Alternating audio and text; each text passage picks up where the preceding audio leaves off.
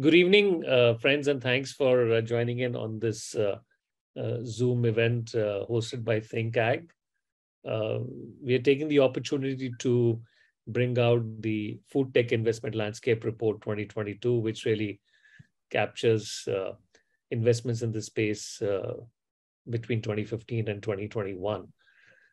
This is a parallel exercise to what ThinkAg has been bringing out in the AgTech side as well, which is tracking the innovations in digital technologies that are being used in agriculture and supply chains. So we hope to make this an annual knowledge product, which will be available to everybody digitally. So without much further ado, I would just like to kick off and start with the presentation. The report will be available to be downloaded online, and the links will be there at the end of the presentation. So,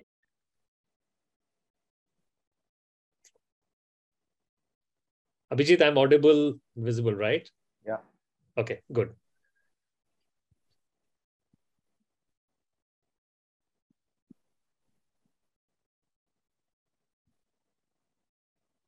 Okay. So the term food tech has been used to refer to a range of solutions, including delivery and restaurant tech. Globally, this sector has originated a variety of research-led solutions ranging from texturization and air fermentation of plant-based proteins to altering how certain foods are metabolized. ThinkAg, as you can see from this slide, has taken a very narrow definition of food innovation technology and more so from the Indian context. In fact, in India, the adoption and development of such innovations have made a modest but noteworthy beginning, driven largely by a growing number of entrepreneurs venturing into the space, which has traditionally been dominated by large food corporations, both national and multinational. So this is, the classic David and Goliath kind of environment. And I'm sure there'll be a lot more action as we go forward.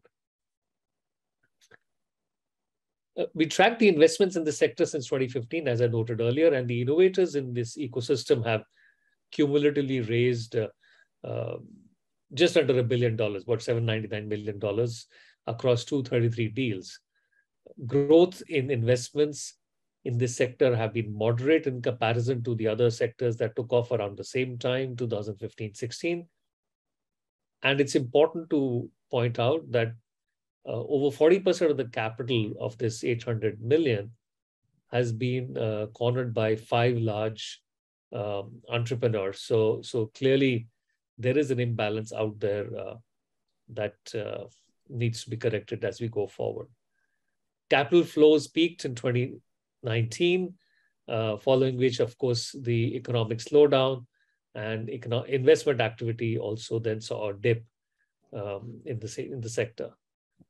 That said, the emphasis on health and wellness driven by the pandemic combined with the boost to online distribution channels during this past period suggests that there are better prospects in the coming years.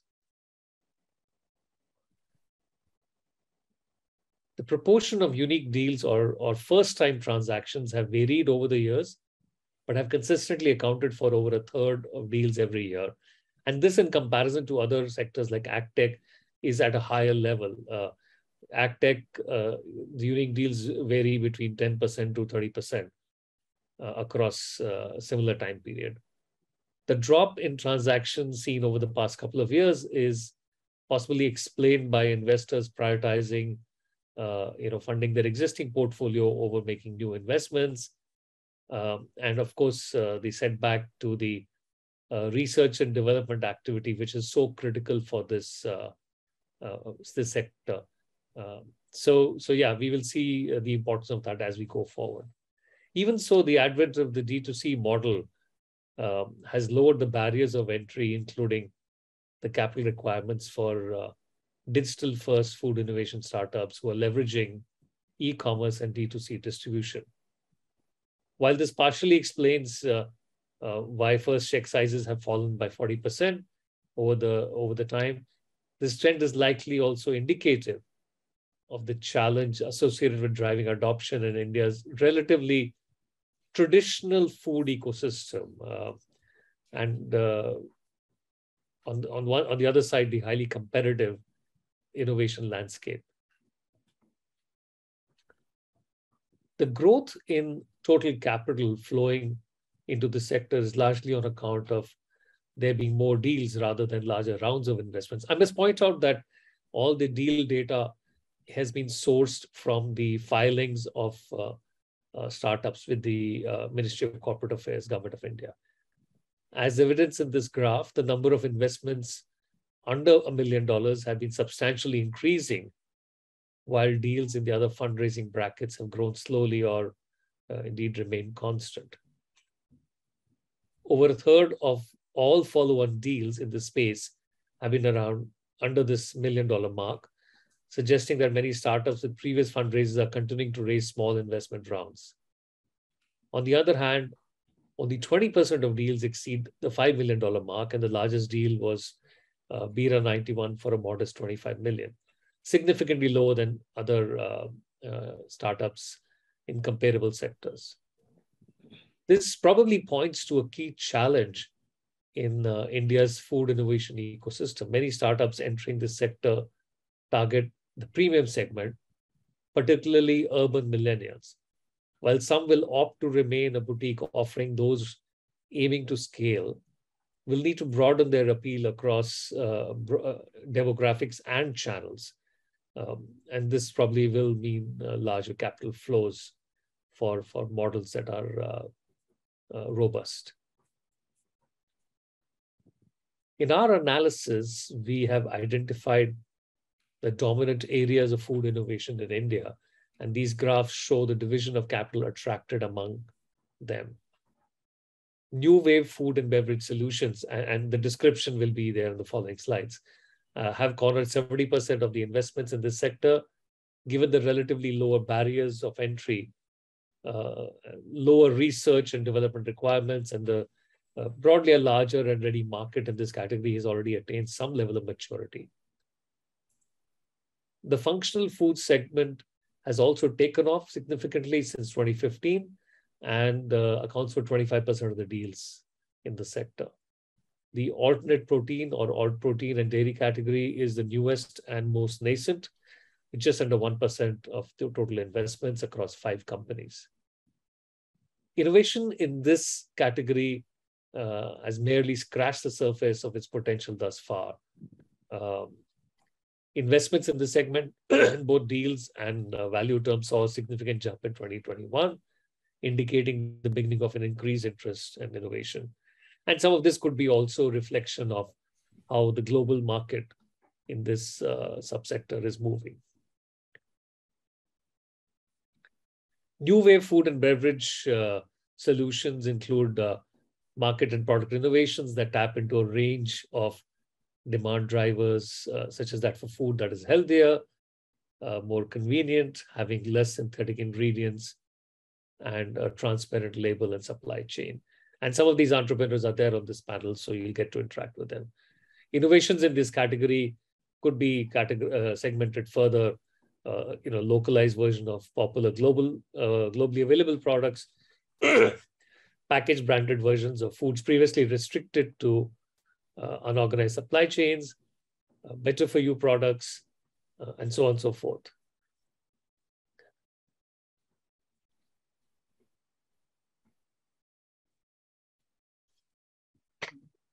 Functional foods are products developed to service health and wellness concerns through the inclusion of plant-derived bioactive ingredients, excuse me, that impart, or they're supposed to impart nutritional and benefits.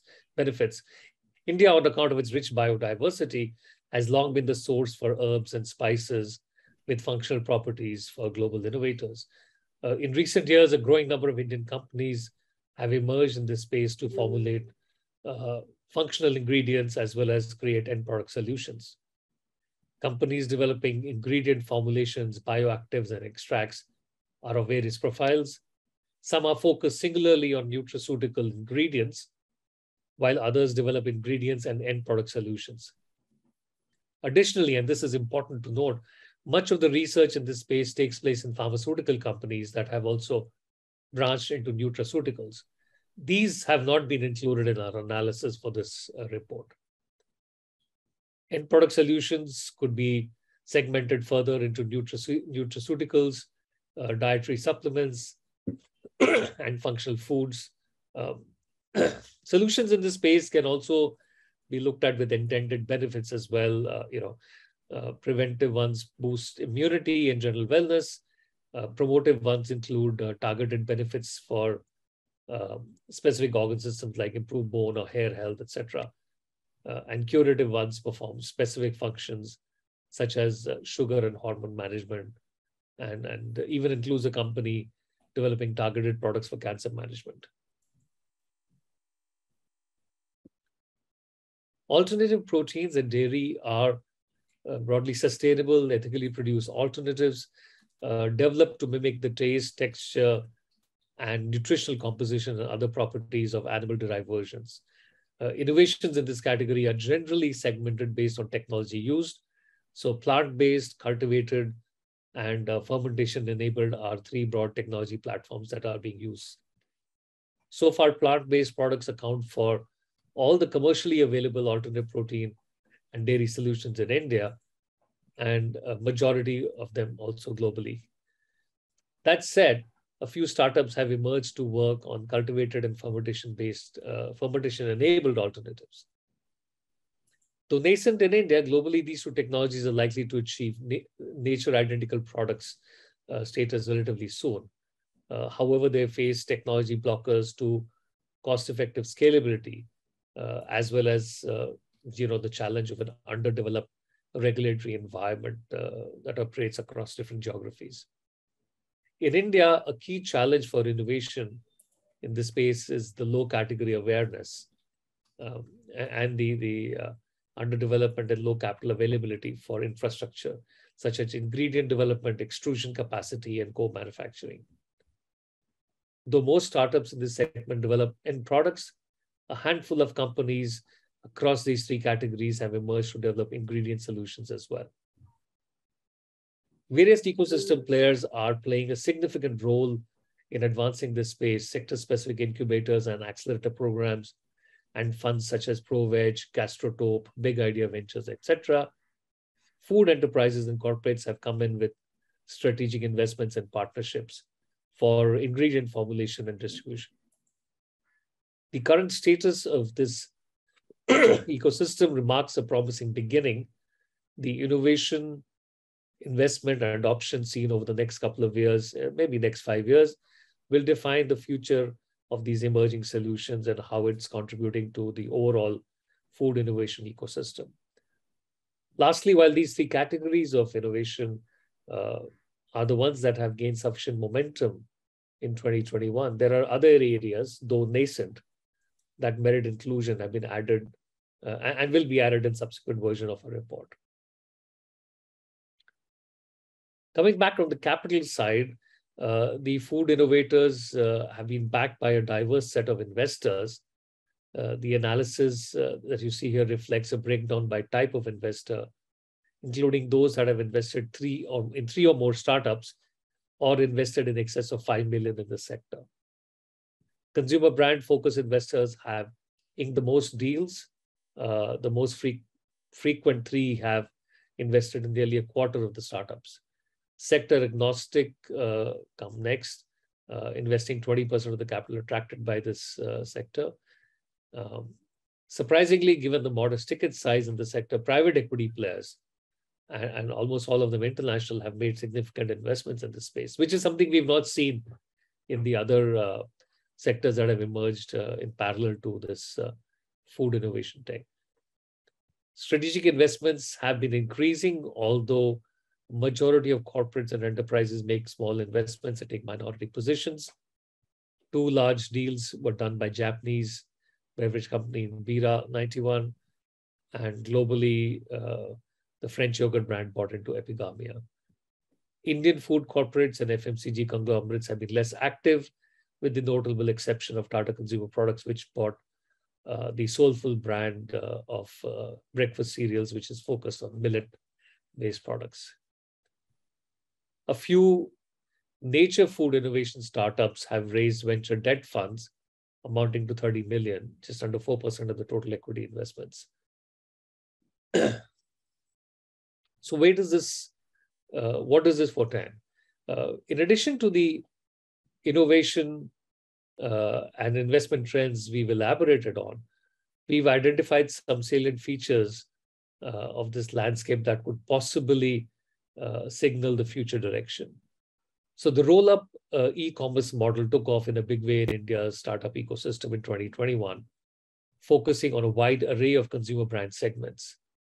So far, only one such company, Global Bees, has ventured into the space and made a few acquisitions.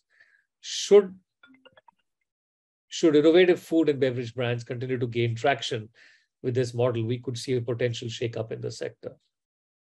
While the challenge of food waste is not new, innovative, scalable solutions with a viable business model have been very limited. Recent solutions include conversion to fuel, farm inputs, feed and sustainable packaging, creation of biomaterials to prolong shelf life, etc. As awareness to the imperative of food waste and to address that challenge grows, we could see a higher adoption and more innovation and investments. It's important, some of these things could potentially bring a tipping point in the future because consumers may start to value circular economy far more than what has happened in the past several decades. As India's food innovation technology ecosystem continues to grow, we see startups looking to innovate for global markets as well. In this context, solutions that provide distribution channels and strategies to smoothen and expedite this process will be crucial. Amazon's global selling platform is a good example through which Indian businesses have sold over $1 billion worth of products. Given the immense demand for such services, other models that successfully streamline this process are likely to take off as well.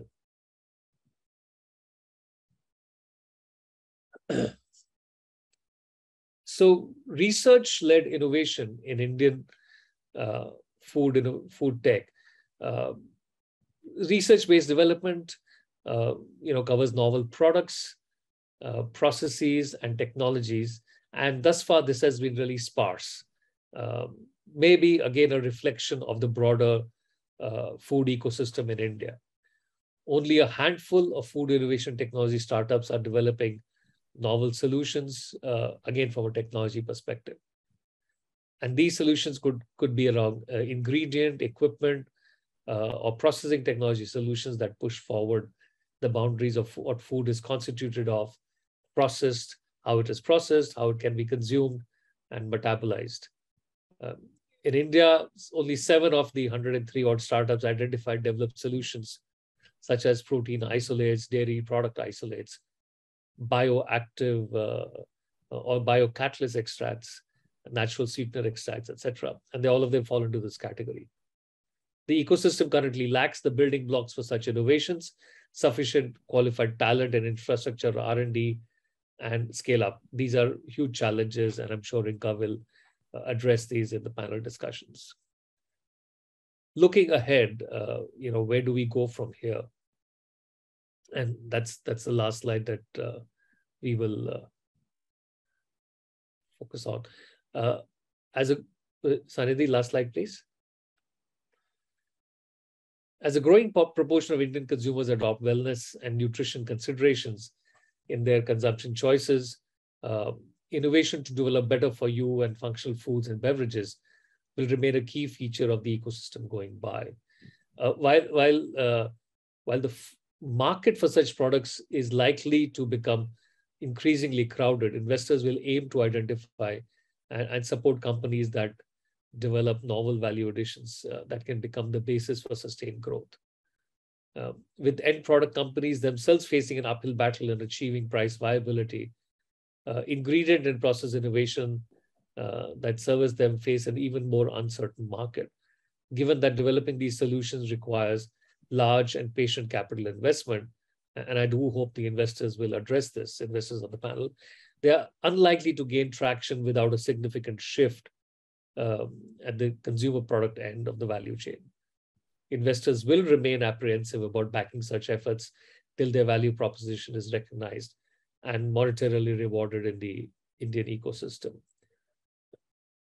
The food innovation ecosystem stakeholders are increasingly recognizing the possibility of pursuing dual market opportunities or even targeting global markets with less price sensitivity and higher category awareness first, then leveraging those economies of scale to eventually enter the Indian market.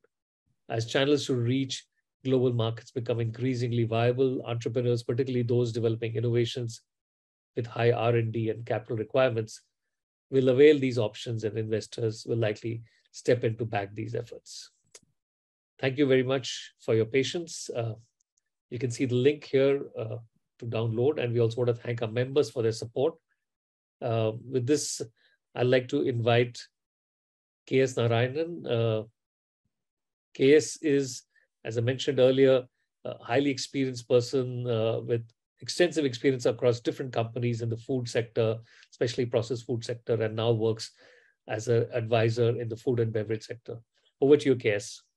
Yeah. Thank you, Raman, and welcome to my fellow panelists, and also welcome to this session from my side. I'll just like to take you through some of the thoughts which I have, which I would like to share with you all. Just give me a minute.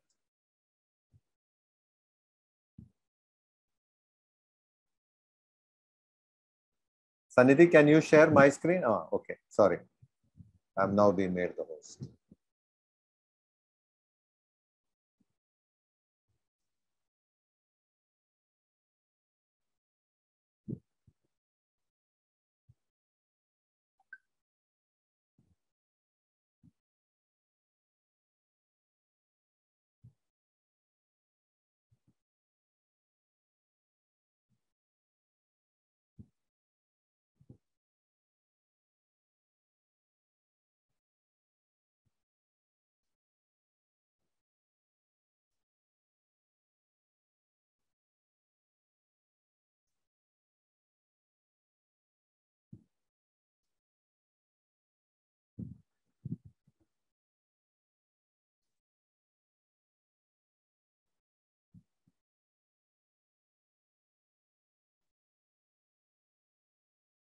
Can you see my screen?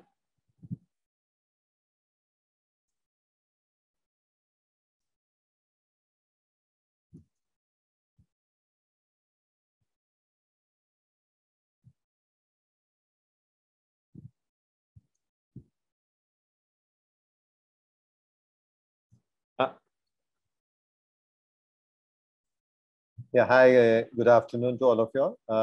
Here I would like to, over the next few slides, take you through in terms of what my thoughts are in terms of the whole innovation process that we are seeing. Now, taking further from what we heard Raman just say, we are clearly seeing some visible signs of what I would call new wave F&B, as Raman had just shared with us, and some aspects in the area of functional foods, and even to a limited extent in the area of alternative proteins and dairy.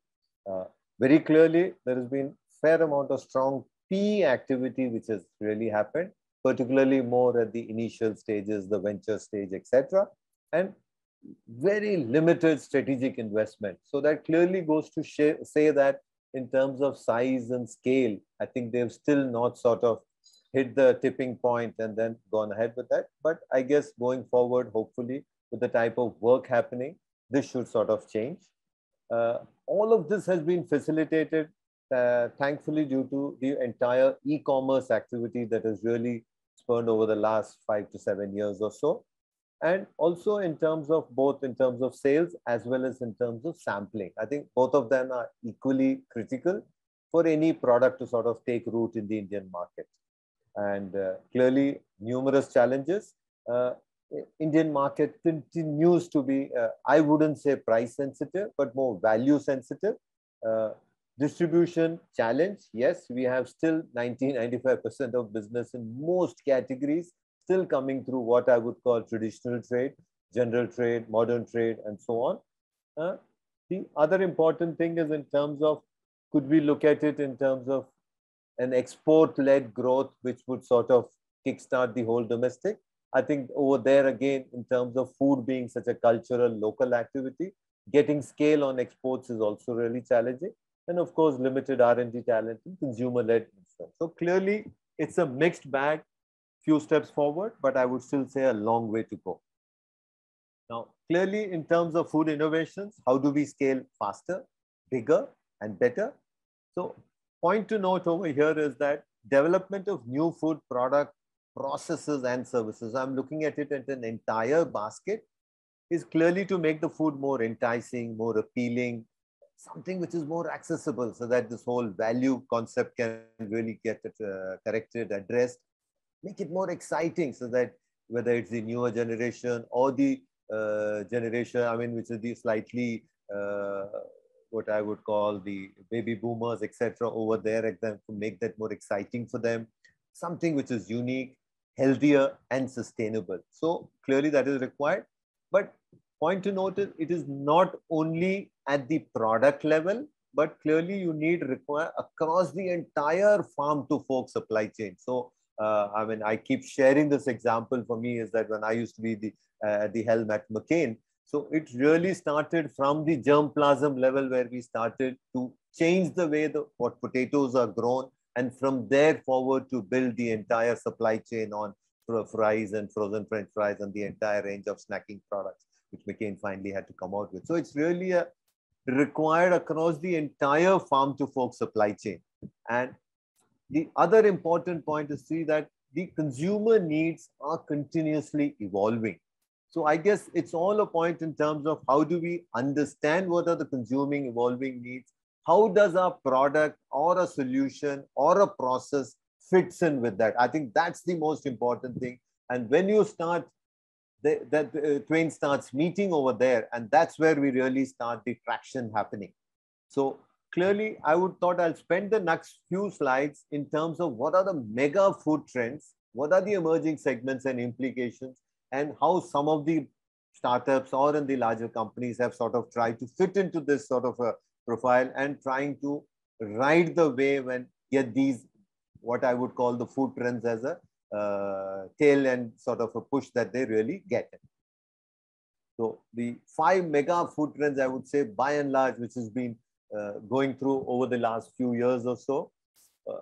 I mean, there's a large slide where I put all of it together. I'll touch each one of them separately. The first one is what I would call entertainment.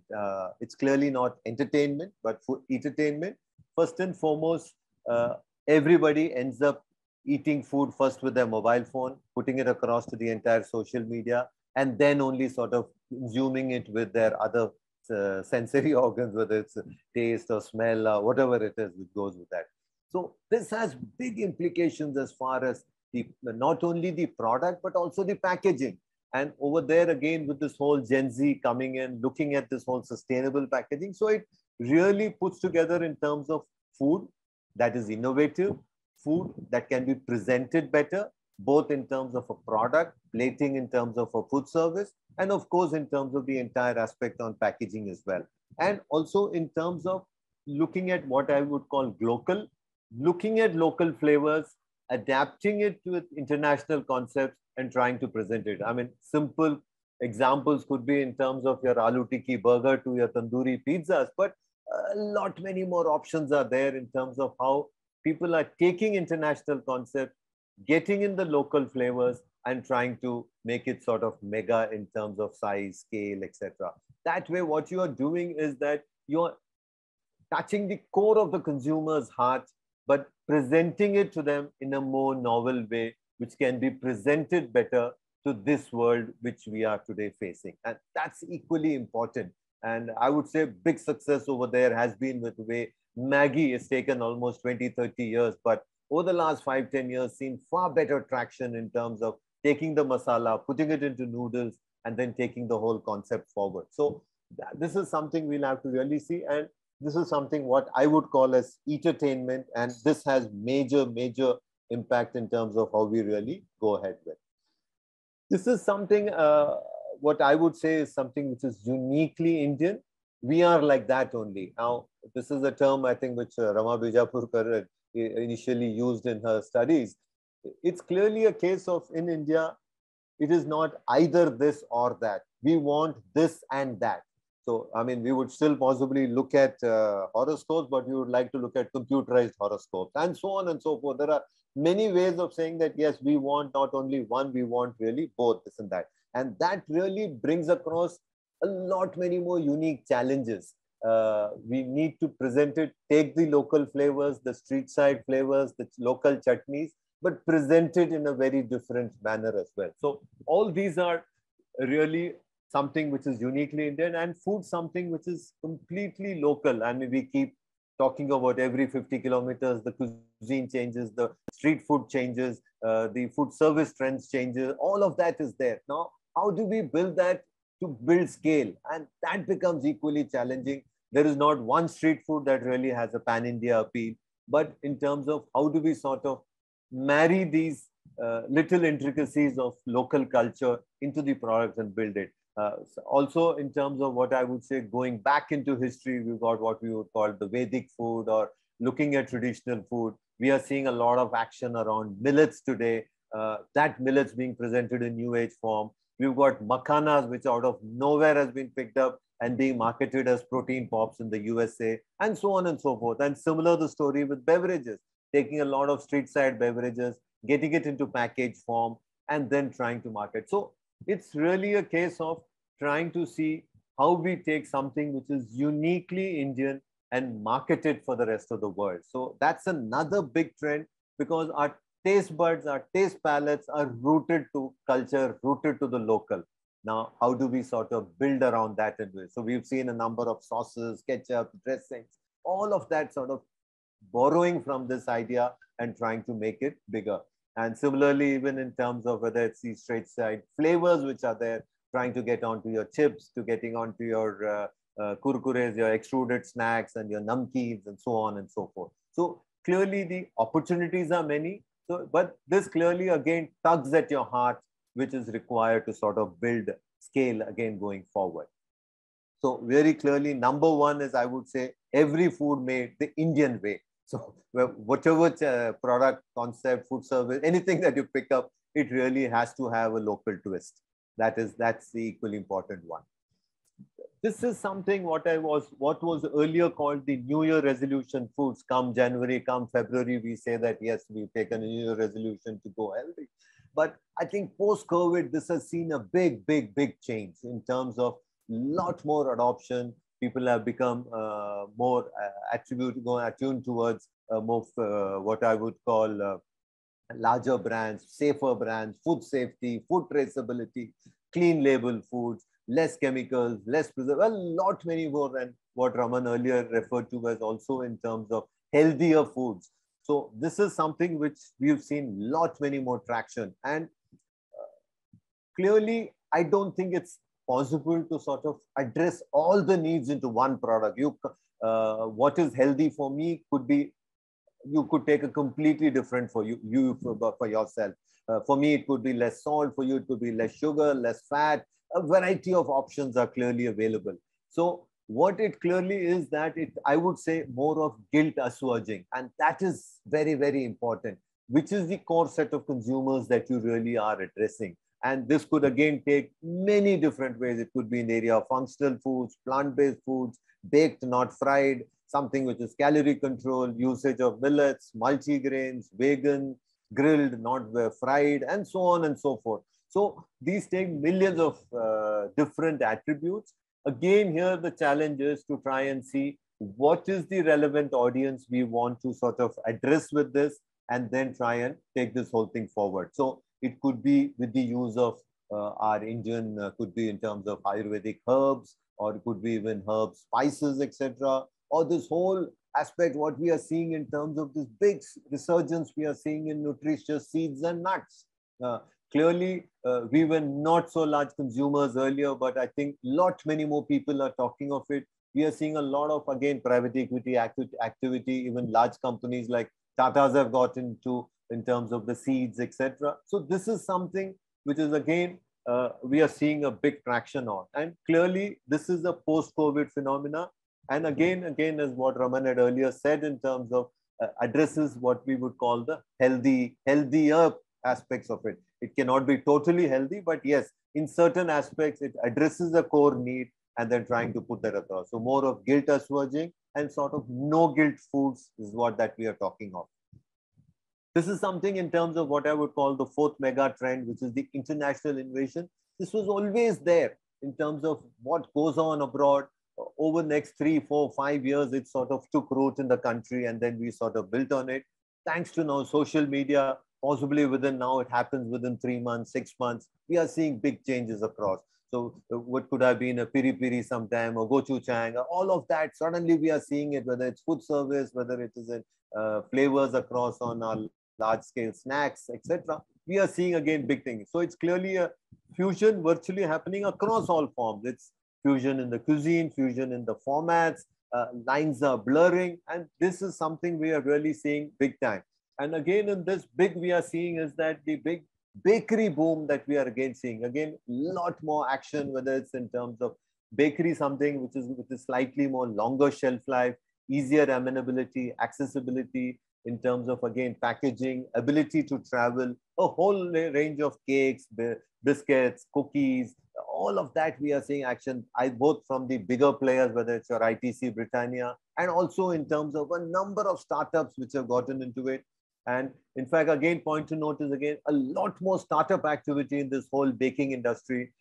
Large chocolate manufacturers tell me that almost 10 to 15% of their chocolate sales is to home bakers today. So clearly we are seeing a big action on the bakery side, which is on the sweet side of it. The savory is no less. We are getting unheard of flavors, possibly, I mean, possibly a wasabi, which nobody thought would take root, but today from literally any snacking item to any product that you pick up, you're finding a wasabi ingredient going into it, and so on. So a lot of innovation in food, flavors, etc. happening. Again, thanks to the whole international invasion, what I would really call it. McDonald's sort of popularized it with this piri piri shake fries, which was there, and then now, and so on. So this clearly is another big mega trend that we are really seeing. And last but not the least is what I would call the ease meal. I think everything now virtually on a mobile ordering, whether it's through for the aggregators of your Swiggies and the Zomatos of the world, or also in terms of your ordering through for your big baskets, Amazon, online ordering, meal kits, so on and so on. Again, so clearly it's your fingers doing the talking and how we sort of end up building on that. So over there, again, we are seeing a lot of action on meal kits, a whole range of, again, localized solutions offered through, again, using some of the earlier points which I raised in terms of packaging, local solutions, local taste, health, all of that bundled together, using the whole mobile phone as the delivery medium through which you order, you get access to delivery of all of this. So this is another big really trend which we are really seeing, which is really happening. So if we look at the entire current market scenario, very clearly we are seeing startups who are aggressively entering unexplored spaces. So whether it is in terms of millets, whether it's in terms of clean label foods, plant-based products, plant-based meats, functional foods, health-based products, fresh products, so on and so forth. All of that is clearly, we are seeing big action happening through particularly the startups. And what is really driving them is in terms of D2C online channels for both sales as well as sampling. But clearly, as Raman had also shared in terms of, we saw the averages about $1 to $2 million sort of funding. So clearly the challenges on funding, which is sort of, again, resulting in skills, technical know-how, patience, limited bandwidth in terms of approach going forward. So these challenges there, but clearly I'm sure there will be a few startups who are sort of driving on all these, riding on all these changes, would be able to sort of get into a takeoff stage, move forward. Whereas if I talk of the established food majors, whether it's your Nestle's, the Unilevers, the Kellogg's, and all the Maricos of the world, they are clearly, we can see them taking baby steps with minor product tweaking. So for them, it's a case of, they had certain products which had XYZ sort of ingredients. they are trying to make one aspect of it maybe a little healthier, because when they do that, they clearly see to it that they are unable to match the core audience is expecting a certain taste, texture, flavor, etc. Unable to do that. But clearly they are seeing baby steps. For instance, in the whole range of Kellogg's, you see something which talks of zero sugar, someone is talking of nuts, something is talking of fruits, so on and so forth. So they are sort of one step, a minor step forward. Clearly the big stems are taking, but nobody has taken very big, bold bets on product. It's all purely incremental that they're doing. And in terms of strategic buyouts, we are now seeing, for instance, the latest we saw earlier, Raman mentioned about Tata's acquiring Soulful, and then now we are seeing Marico, which acquired True Elements, another clean label food company. So clearly small, very small steps, which are really incremental steps by the food majors. Lot of action on by the startups which are really there. So this clearly, I think this churn has to happen. Few of the startups would get into the sort of, I would say, the higher orbit stage, and that's when the other food majors would really start in, international investments coming in, and that really would sort of cycle the whole, put that whole thing into a positive, virtuous cycle. And that is clearly is the need of the hour, and clearly that would what would really take for us to go forward. So clearly, in terms of, in summary, I would really say that innovation clearly at its peak. Traditional markets are facing disruption. Post and COVID, I would say, has clearly accelerated the change. But clearly, I think a lot of change that is required would really need to sort of take this whole thing forward into the next level. And so it's a multitude of factors, starting from food trends to sort of investments, delivering products, solutions, services across the entire value chain to sort of try and build this thing to sort of take it to the next level. So hopefully a year or two down the line, when we'll see a very different landscape going forward. With these few words, I would like to stop here and hand over to Sanidhi. Take over. Thanks, K.S. Thank you so much for your sharing, your insightful presentation on the larger trends in India's consumer food ecosystem. It is now my pleasure to introduce the panel we have organized on the future of food innovation technology in India. The panel will be moderated by Rinka.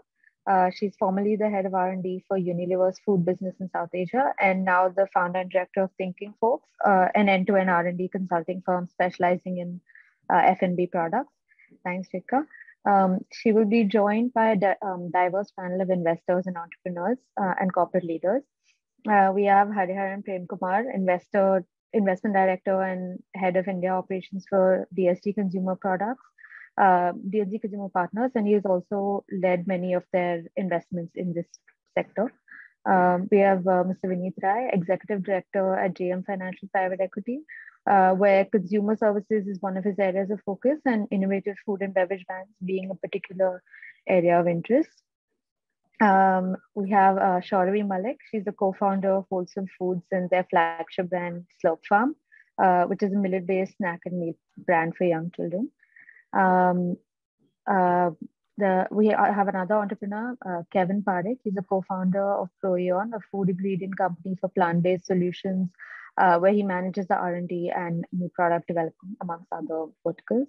And lastly, we have Mr. Ajit Dharan, head of consumer foods for South Asia at the Fuller Group India. They are very active technology providers in India's innovation ecosystem, and also have a highly active startup collaboration program. So thank you everyone for being able to join in. And also KS, we would be really grateful if you stayed on and pitched in as you see fit. And with that, over to you, Rinka. Thank you. Thank you, Sanidhi. And thanks, Raman and KS, for setting the stage for this conversation. And I think there are a couple of key takeouts that I was able to take from your presentations. And I think this whole need for scale, and we will talk about this during our conversation today. And having been in this space for the last 8 years, seeing several startups literally start from a very small one-shop kind of a launch to taking it to scale. And I think that's been a phenomenal journey for me and my team at Thinking Folks. And I think that is something that I'd really like to have more of a conversation with the panelists here. So like they say, as part of the innovation ecosystem, probably the investors are the most important part. And therefore, my first question really is for Hari and Vineet, for you guys. Really, I think, what are you seeing as some of the key drivers, in Indian innovation food tech sort of ecosystem? And I would also say, what are you bullish about, in this space? And are there any specific headwinds or tailwinds that you're seeing? Maybe we can start with Hari, if you want to just give your perspectives on it, and then Vineet, would love to hear your perspectives. Great, thank you, Rinka. Really happy to be here. Good evening, everyone. I think in terms of the trends that we are bullish on, it was covered in the report. So if I have to just zoom out and think about a couple of macro themes that we've always been bullish on. The first one is what we call the better for you theme. Just consumers becoming a lot more health conscious and opting for products with superior ingredients, with essentially functional benefits, etc. That's a theme that we've been bullish on, because across the board, across categories, there is scope to improve on the products that are currently available in the market. So that's like a high level theme. Even in our portfolio, be it an epigamia, raw pressery, etc. These were all products that that played on the better for you theme.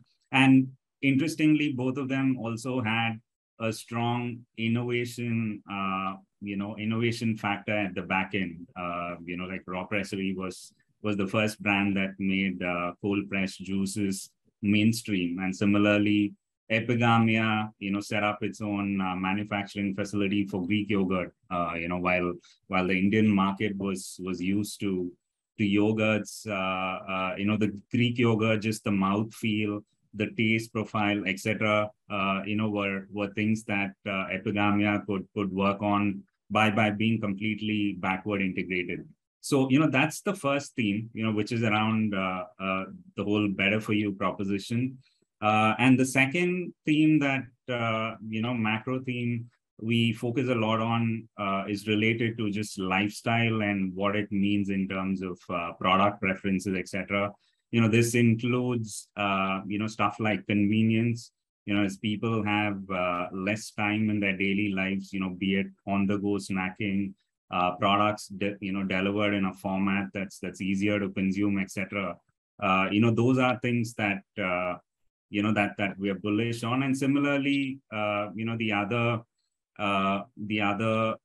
derivative of the lifestyle theme is the lactose intolerance condition. I saw that the report spoke about plant-based milk, etc.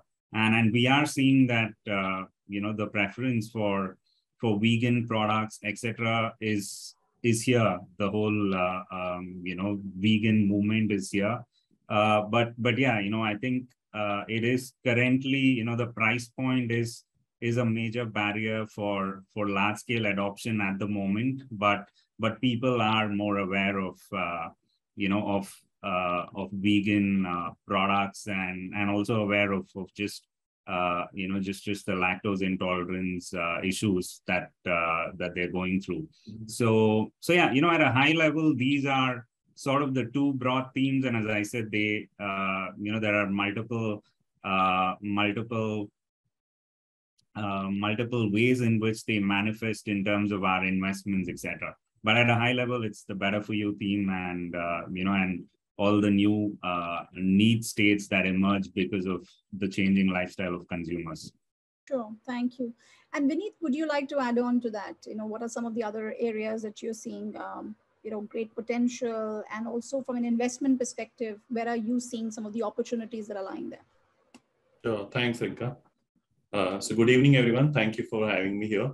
And I think a lot has already been spoken about the opportunity and the growth drivers.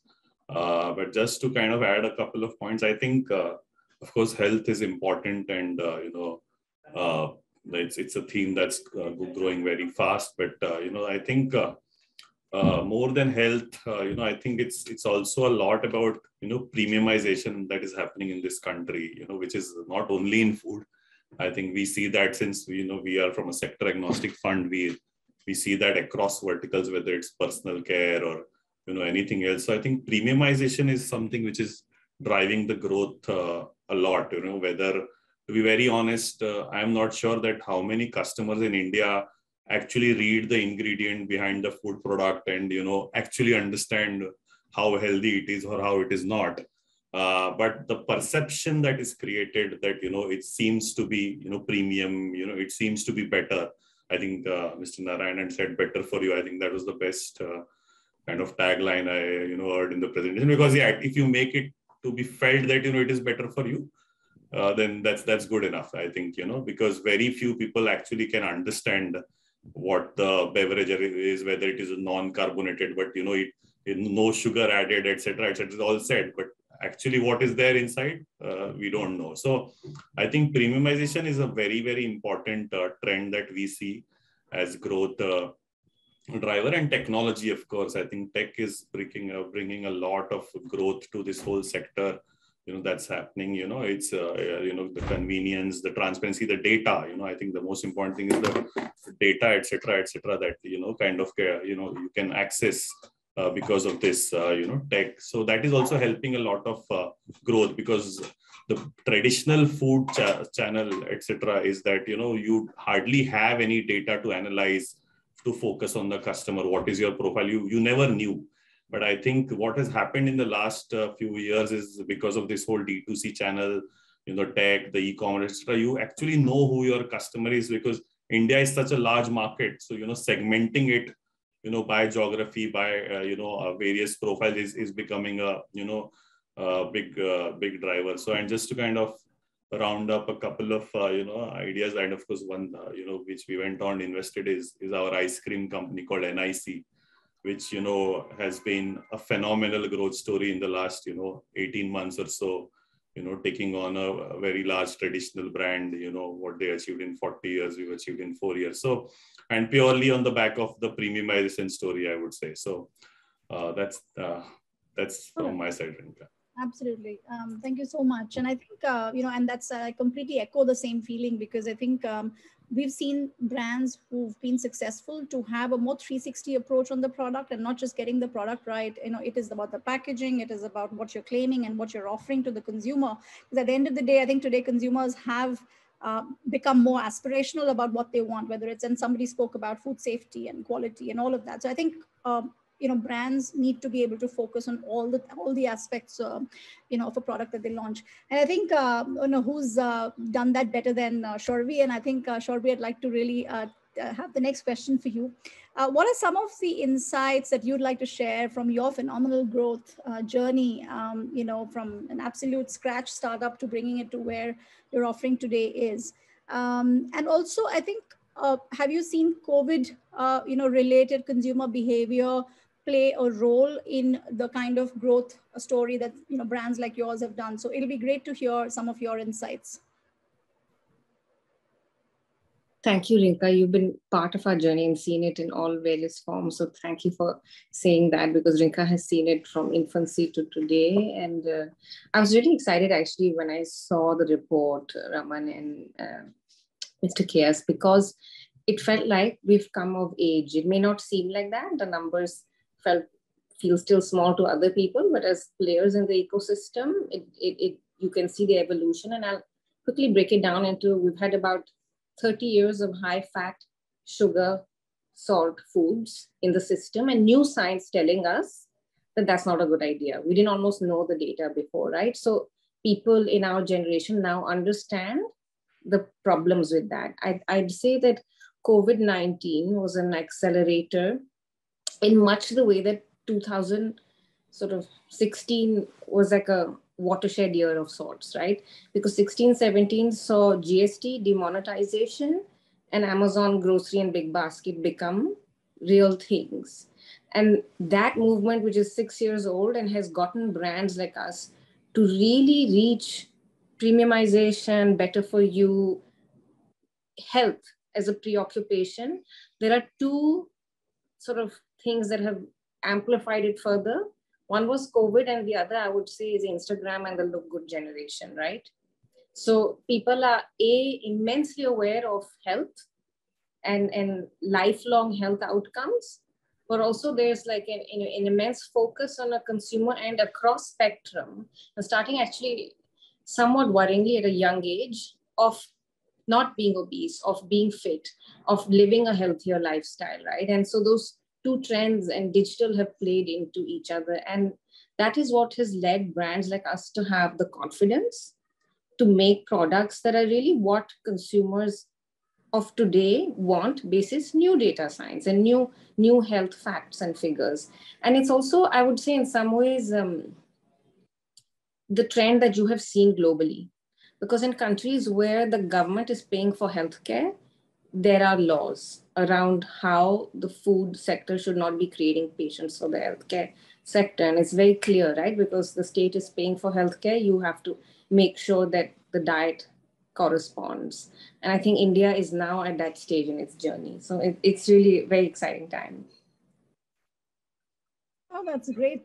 So I think maybe I'll also, just touch upon this topic with Kevin. And I think, since you've been working on the food ingredient space, and I think we just spoke a little bit about it earlier as well, that one of the bottlenecks perhaps is also in terms of the, not just the quality of the innovation that you have, but what is the back-end support system that you have, which is in terms of ingredients, in terms of manufacturing and so on. So my next, few questions are with actually Kevin and Ajit. So I think you've been working in this space of alternate protein, Kevin, and could you share some of the opportunities you are seeing being somebody who's providing into this industry, both in India, as well as one of the things that, Raman spoke about is how do you, and I know that you guys are looking at saying, how do you do this whole thing of make in India, but be a global player? So can you just share some insights on that, Kevin? Sure. So thanks, Rinka, and really pleasure to be a part of this discussion. So yeah, if we split the whole thing into two, making ingredients for India, it's a very exciting opportunity, but as I think most of us would agree that it's not possible to do something what you can do in apps, which is if an app has worked really well in the US, you can copy paste it in India and it will really work. You can't do that in food. So if plant-based burgers have really taken off in the US, you can't expect that same thing to happen here. So it's an exciting opportunity, but it's very, very difficult because every part of India has a very different requirement for food. And there are a lot of reasons why people in the West are choosing to go for plant-based meat. It might not be something that will easily adapt to India. We might have to find newer answers to why should people eat smart proteins or even other things which we are trying to come up. So you package them as good for you, or you say it is good for environment, or we need to still find that pulse. And as it's said, it's very easy to walk on water if it's frozen. The same way, it's very easy to make ingredients if the end product requirement is frozen. So we don't know right now what exactly is going to fly. So we are also working on a lot of things, working with a lot of customers. And believe me, it's damn tough to develop good ingredients. A lot of times things go wrong, but when it goes right, it's very exciting. But in India, I would say that there are a lot of things that we still need to figure out. So it's a big opportunity, but exactly where dairy is plant-based dairy is doing reasonably well. So that's something that's exciting. So plant-based milk and all of that is doing good. Maybe we can go into more complex things like, say, plant-based buttermilk or plant-based yogurt. We have not got that right yet. Or different types of cheeses and other things. Can we get a plant-based ghee? So looking at something like that, it's very difficult, and that's what makes it exciting for India. So I'll rather say I'll hold on to my answer for what will work best in India and what kind of opportunities.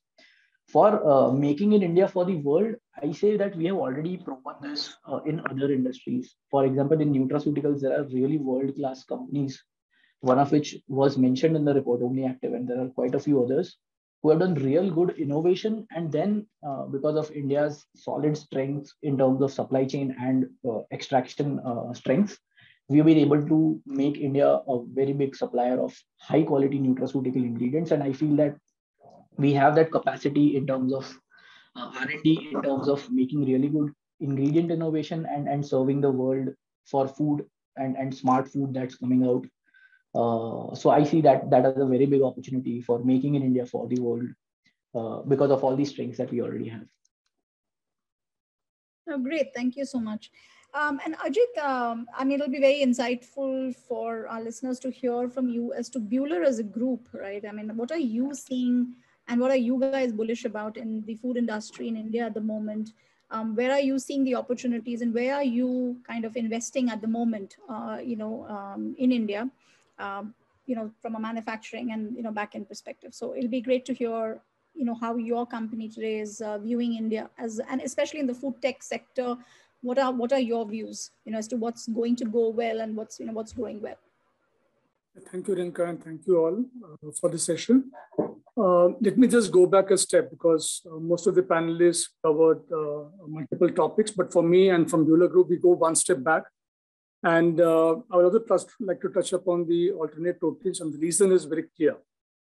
1/3 of the food which gets produced today gets wasted. If you talk about 550 million tons of protein that gets produced every year, 1/3 is getting wasted. So we clearly, from a Buhler perspective, we want to look at everything in terms of energy, waste, and water, how we can reduce it. So we need to look at the land and water becoming scarce commodity. How do we produce sustainable foods and still feed the 10 billion population by 2050? So that's one challenge we have taken it. And this we cannot do it individually. We cannot do it alone. We need to work with our consumers. We need to work with our maybe universities, with the industry leaders to offer a complete solution across the value chain. So just to touch upon a couple of key topics we're working on, clearly wanted to address the protein deficiency. The protein stuff, India, we have one of the largest producers, or the largest producer of pulses. So we're used to having pulses in our diet. In spite of being the largest producer among the grains, we still have 30% of population being protein deficient. So we clearly would like to look at the plant proteins, how we can make it, Kevin spoke about how we can make it more exciting for customers in India. Because if we go and offer somebody have pulses in your diet, the typical response will be already using it today. So how do we make it more attractive, like Mr. Narayan spoke about, maybe better for me kind of product? Is there something what we need to work on? So clearly that is something which we clearly see an opportunity for us. The other things globally we're working on in terms of maybe an insect technology, how do we make it? Because insect is one of the best sources for proteins. It'll be a long way for us to still have it in the diet, but can we make it as a protein substitute and feed it to the animal? Because 30-35% of the protein that gets produced goes for animal feed. We're also working on algae globally, how we can produce algae as a protein substitute. So these are some of the topics we're trying to work on, cultured meat, but it will be quite some time before we really get into the Indian palate. But what we are really bullish on the two parts, in the plant-based protein, we have both the dry extrudases, which the Indians are already used to, and then the new kid on the block, if you call it high moisture meat analog. Everybody is familiar today. We have access to information. People have traveled globally, so they would like to replicate the impossibles, the beyond meat stuff in India. So and we have quite a few interests in the market. People are looking, waiting, and watch because it's completely new business. How the Indian palate will get used to it. The market is still not very sure how this is going to go in. But some numbers, if you had to share, GFI, who's the leader in this plant-based protein, speaks about anywhere between 3 to 4 billion of opportunity for both the domestic market and export market by 2030. So clearly that is something which we are very excited about, and we definitely want to partner with the players in the industry to make it happen. So clearly I want to look at that as one opportunity where we are focused on it. Right.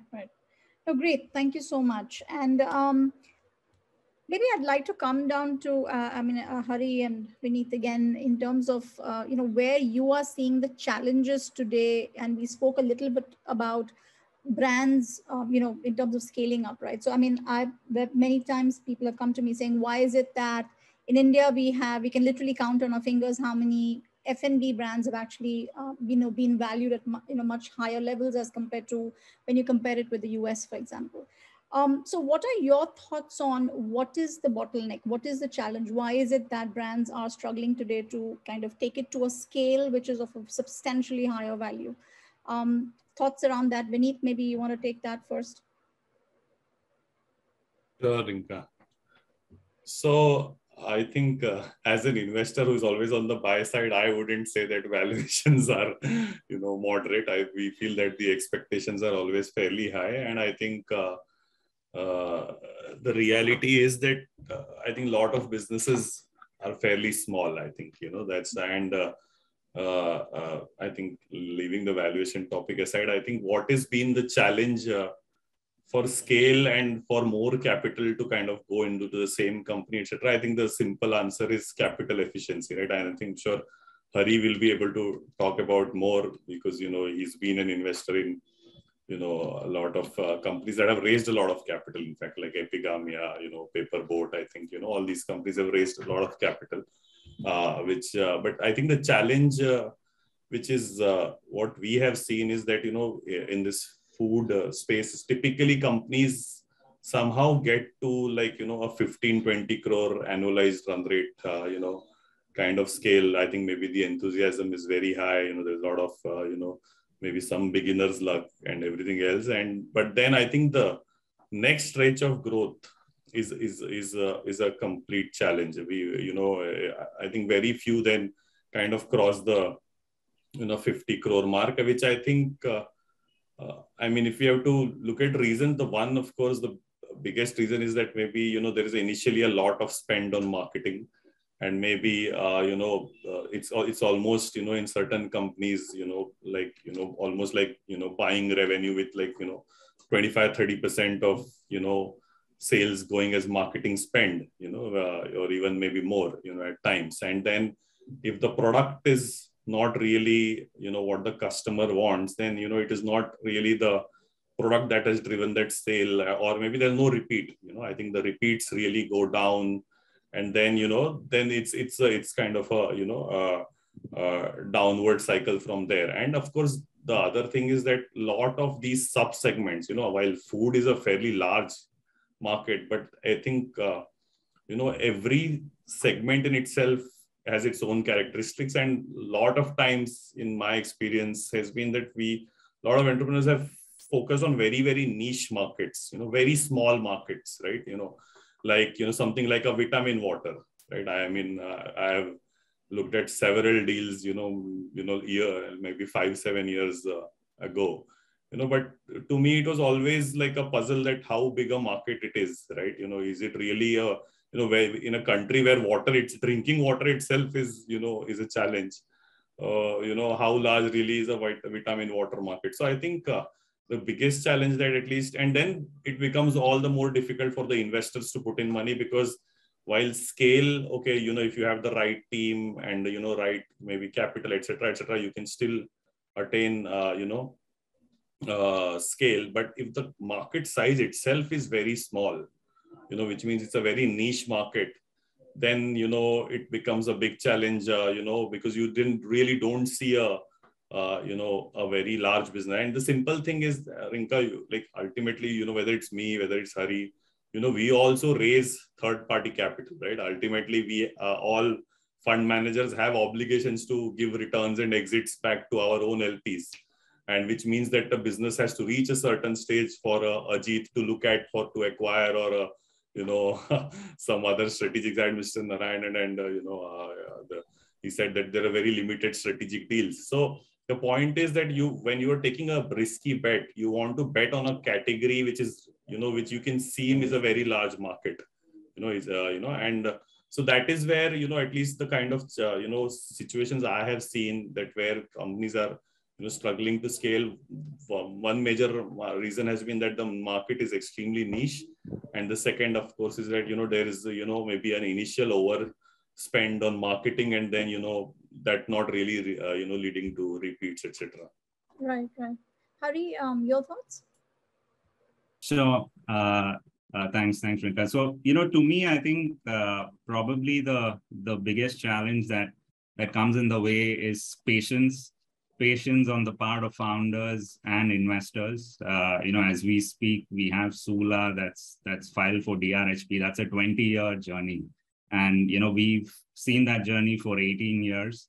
And, whenever we talk to founders, we tell them this as well, that, if anything, DSG, patience is our calling card.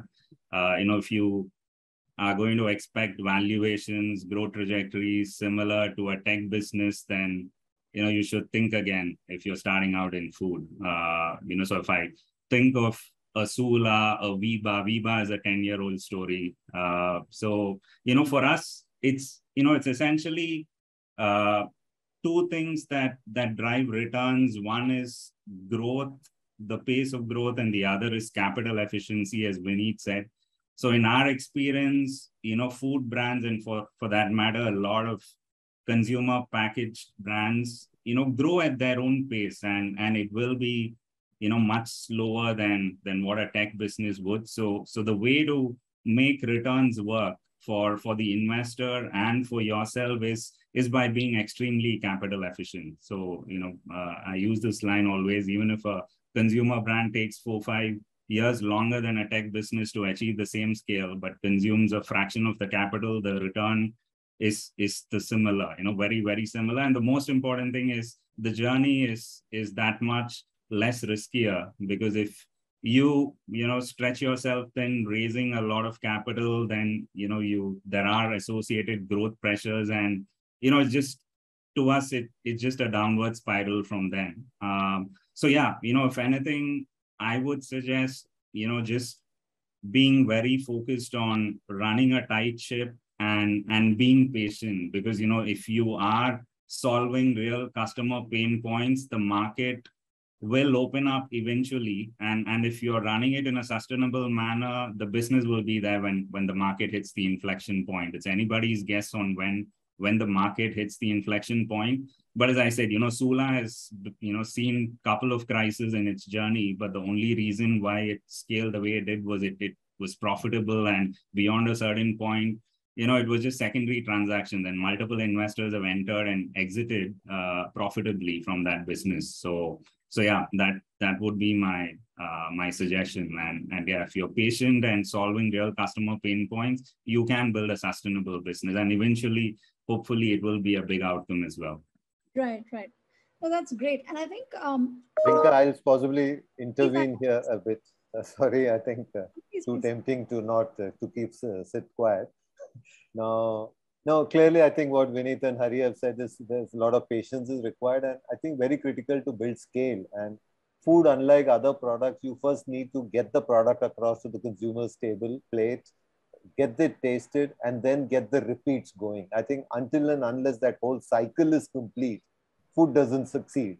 And that is where we sort of try to hurry the whole process, and it really doesn't happen. That is point one. Second is also, food is not only, I think you should look at it as retail, but also look at it across channels, food service, etc.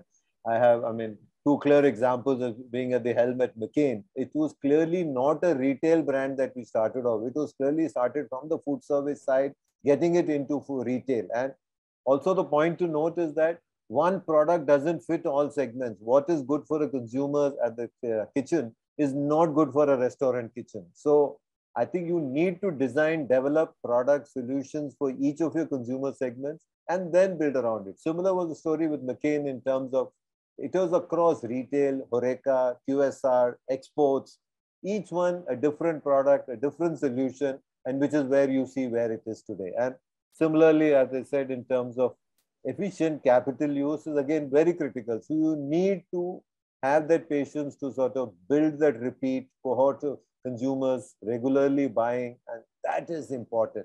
And until and unless that happens, I guess you don't get a successful brand or a product or a company out into the market. No, absolutely.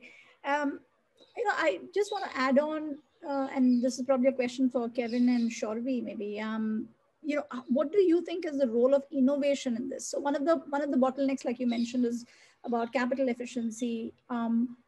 some of the brands like Epigamia, you mentioned Raw Pressery, etc. I think they did have certain disruptions in the market, which were truly disruptive. I mean, they were innovative. They were new product categories. How much would you say today in the market, a lot of innovations by startups are incremental? You know, you'll have something which is a category where I've launched another product and stuff like that. And how much is it disruptive? I think Shaurvi and Kevin, why don't you throw some light on what do you see as that space, you know, because Slurp Farm has been a product with millets. It's the first of its kind in some ways that came out with this whole thing around, especially in the whole space of kids food and stuff like that. And Kevin, you've been working with a lot of companies on, you know, alternate proteins.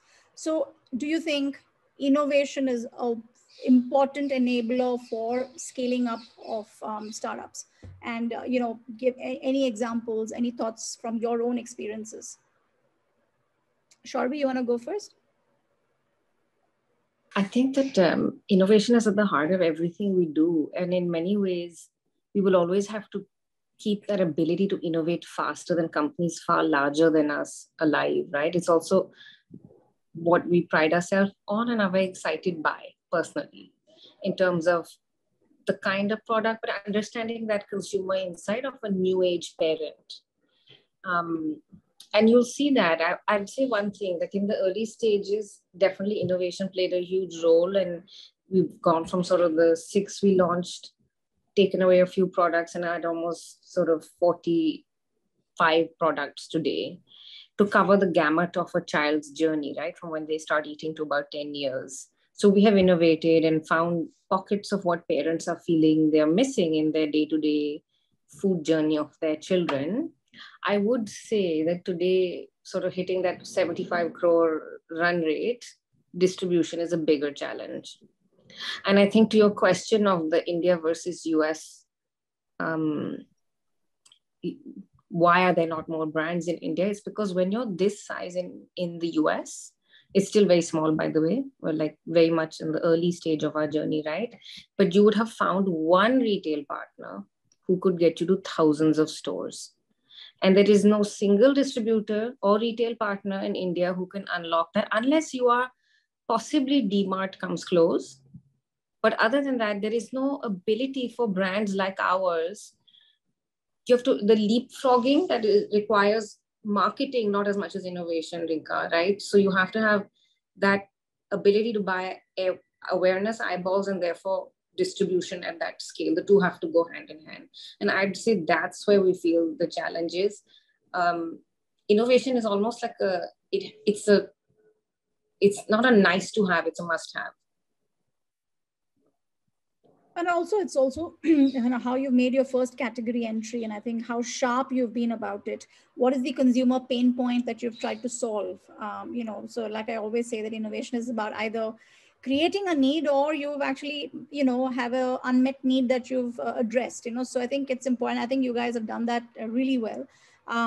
So yeah, and Kevin, what about from the whole alternate protein space? What are you seeing there? Yeah, so for us, I think innovation is the core core of our existence. Like when we started getting into proteins, we were 5 people. So I and Ashish, my co-founder, and rest 3 were R&D scientists. And we carried on like that for almost close to 2 years.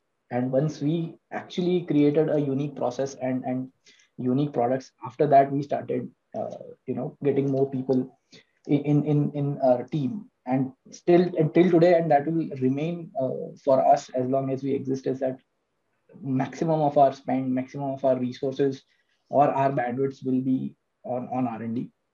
And I would just like to take it from Shaurvi. What she said is, as smaller companies, we are way more nimble. We can work much faster than larger companies in terms of innovation, be it in ingredients or be it in end products. That's something I think as startups we should be proud of. And that's the reason a lot of bigger companies also always want to collaborate with you, because they know that we can move much faster than, the existing behemoths. Other than that, in fact, when Vineet and Hari were speaking about what are the challenges of B2C companies, I could see a really strange sort of complementarity or opposite nature of B2B ingredient companies versus B2C companies, where we really don't have that problem of spending too much either on marketing or repeatability, or even being segmented into smaller size markets, right? If our ingredient works right for a company, we don't have to market too much. We don't have to spend too much on marketing. Repeatability is assured because nothing else will work for them. And as generic or a well applicable ingredient like protein can go into everything, right from plant-based meat to eggs to dairy to even nutraceuticals. But the problem here is it's damn difficult to innovate and create something that's really, really good. So that's where most of the challenges lie, and that's where most of the excitement lies. And that's what. So if you see probably the ratio of ingredient companies in proteins versus end formulation companies, being conservative, I'd say it would be like 1:75. So there would be one ingredient company and there would be 75 companies who are making end products. So that's how difficult the innovation in ingredients, but that's how important also it is for us. Right. And yeah, and that's where a lot of challenges lie for us. But, and I'll just leave this open to any one of you. Do you see a challenge in India in terms of disrupting the innovations, space, in terms of really coming up with products which are a good product market fit when it comes to consumers, and it's just not another Me Too, etc. Do you see that as an issue in India? Do you see that, maybe it's because of not sufficient back-end R&D ecosystem, public-private partnerships happening, research getting actually implemented in market? Do you see that as a challenge in India at the moment? Any one of you, Kevin, Shorvi, happy to hear. Yeah, so if I'm not taking too much time, then I should just put up 2 or 3 points. It is difficult. Innovation is difficult for 2 or 3 reasons. The specific type of research talent that we want is very sparse in India. Also, certain like equipments or instruments that we want to work on for development or scale up are absolutely not available in India. So, in fact, Rinka, you would know we have struggled to find something that we would call very basic, right? But nobody has it in India. I don't want to name those things. So talent is definitely a problem. Certain infrastructural things are not available. So that's what it is making it difficult to do that kind of innovation in India. Right, right. I think you have to put innovation as a cultural, almost organizational priority. And I think that if within a company you stay curious, you know what's happening globally, you will find a way to solve for it. And it is inevitable. Like if I look in our sector, I was listening to a really large retailer say the other day, he was like, oh, when I started organic back 20 years ago, it was the norm. It was an exception. Now it's the norm, like organic milk he was talking about. And so at every stage, you discover the cool new ingredient, the cool new thing, right? That innovation is given and we have to adapt to it. That's the only way companies will survive and thrive. So I don't think it's particularly more challenging in India. I think, of course, there is the added problem that you just have to be a bit faster because people copy faster. So you have to be on your toes really quickly and create stickiness. Yeah. No, that's absolutely. And I think, one of the things we do see in some of the other countries where there is a lot of ecosystem available of, utilizing, whether it's universities, certain companies, you go, you do your trials, you're done, you just quickly move to market, right? India, that's still evolving. That's a space which is still, a bit of a challenge. But Ajit, and I know you've been asked this question many times as to, hey, Bueller set up something in Singapore and everybody can go and do trials there and stuff like that. Why not in India, right? But I think, more from, what do you think is really required from a back end, both manufacturing and R&D in India to be able to bring some of these new technologies to market and with speed? How, what do you see as some of the challenges and where you guys can play a big role? So let me also touch upon the previous question when you mentioned about innovation. For us, Bueller, we believe in making innovations both for mankind, and we continue to invest 5% of the turnover into research and development. So irrespective of a good or the bad year, we continue to invest that. And for us, innovation is a key for our sustenance and for our growth. So that's, having said that, that's on one side. But clearly as a corporate, it also has to make a business sense when you look at an investment and then it gets signed off. The two things that are important for us: any innovation in the company has to address 3 parts. One of the 3: energy, waste, and water. Unless it brings about a reduction in any of these three parameters, no innovation gets through in the company. So that's second part. But third, I would say, yes, we have challenges in India because let's say we are not as developed in terms of technology. Maybe the equipment's availabilities are limited, but we can still do. And in fact, Bueller India has done quite a few innovations on the B2B segment. If you look at Chakki Atta, for example, it was a specific demand, a requirement from the market, and that complete innovation was done in the country. Coffee roasters, again, is something which we developed in the country. And again, it's a global, both for India and for export market, we do. So it is available. I think the technical expertise is available in the country. And second, we also believe that not everything or all of them has to be done by Bueller. We will not have the bandwidth, and some of the solution has to come through our partnerships. So we collaborate with industry leaders. We also work very closely with the startups here. And the startups in India and globally, we work on two levels. One, we provide them a platform to use our, maybe an application center or the incubation center in Switzerland. So we work closely with them to maybe scale up, let's say from a 1 kilo to maybe a 1 ton or a 10-ton scale up. And we don't invest in startup directly. So we just stay away from the investment part of it, but we help them and collaborate with the startups to enable them to scale. Secondly, we also work with them to incorporate some of the new technical or the innovation stuff which they bring about. We incubate and collaborate and incorporate into our solution, which also enables them to scale. So this can work at multiple levels. Not all of them can be done by Bueller standalone, and the same is applicable for every industry leader. We need to collaborate. We need to collaborate across the value chain. We need to collaborate with industry leaders, with the universities, with startups. And then we can make a meaningful impact in India. That's my belief. So I know, coming back to your favorite question, Rinka, in terms of why we not invested in some of the new technologies. See, we have a fairly large application center in Bangalore.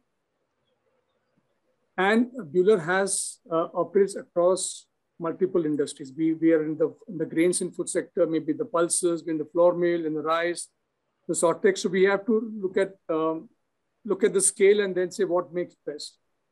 We are developing the new biscuit solutions. We are making ovens in India. So we are investing where it is a certain scale is achieved, and we will not shy away from investment. That is for sure. Right, right.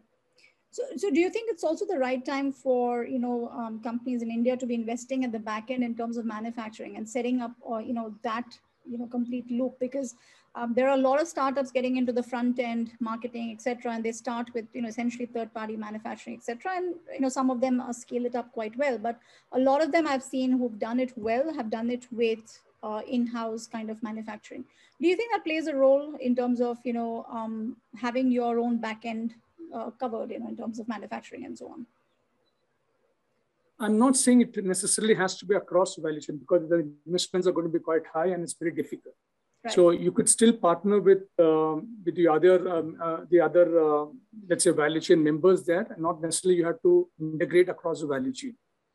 Because if you look at, let's say, the plant-based proteins, India is a good place because if you look at, we are the largest producers of pulses. We already are familiar with the pulses cleaning, so we had a fair amount of ecosystem in the country. We are not yet into the end products in terms of high moisture, but the dry extrudation we are already there. Yeah.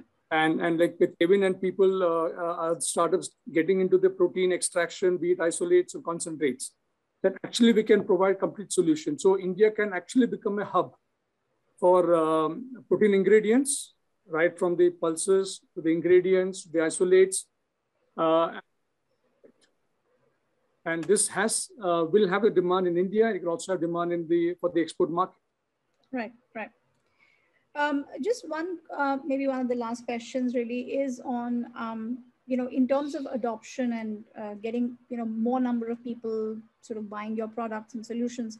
How are you seeing cost? And I think, getting it at the right cost, while it's great to have stuff on the top end of the, value chain and having a lot of products at a much higher average order value and so on and so forth, and that gets good capital efficiency in that sense, but how are you looking at getting lower price products and therefore much bigger mass consumption of some of the products? I'd like to open this out to any one of you who'd like to take that on.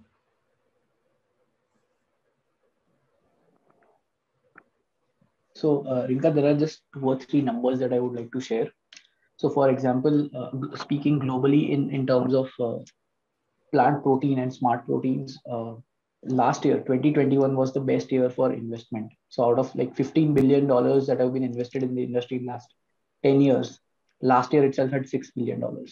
This year in Q1, it was not even $1 billion. And the biggest reason for that is obviously plant-based, either meat analogs or any other product that's out there is always sold at a premium. And when this inflation has come in, that is a very, very large headwind. So already products are at a premium offering. And then when inflation hits globally, that's something that's a very big issue. And as ingredient providers, and we understand that protein forms one of the biggest value contributors to the COGS of end products. So working on that is one of the major things. Even if it was not for inflation, the whole industry has to focus on bringing price parity, if not offering it at cheaper rate than what traditional meat or milk or eggs are at. But if we are not able to get to that parity, it will be very difficult for us as an industry to grow and get a very large pocket share of the consumer. Absolutely. And along with cost, also in terms of having your presence across channels and not just D2C, do you see that as an opportunity? And that is maybe one of the way forwards. And Shorvi, I'd love to hear your perspective, and Hari and Vineet as well. Do you see this whole thing from saying D2C only to being more of an omni-channel kind of play? I think in food, you have to be omni-channel. And to really, really scale, you cannot think just D2C, unlike other sectors, right? Where you can build a brand entirely online and you may have a high margin or a high value product, but people rarely go out of their comfort zone when shopping for food. So they may do it for like when their child is very small, but eventually you have to be in the offline channel. And that is where, obviously for new companies, scaling that becomes the question, how to do that. But I think that's like, it's not an option at all.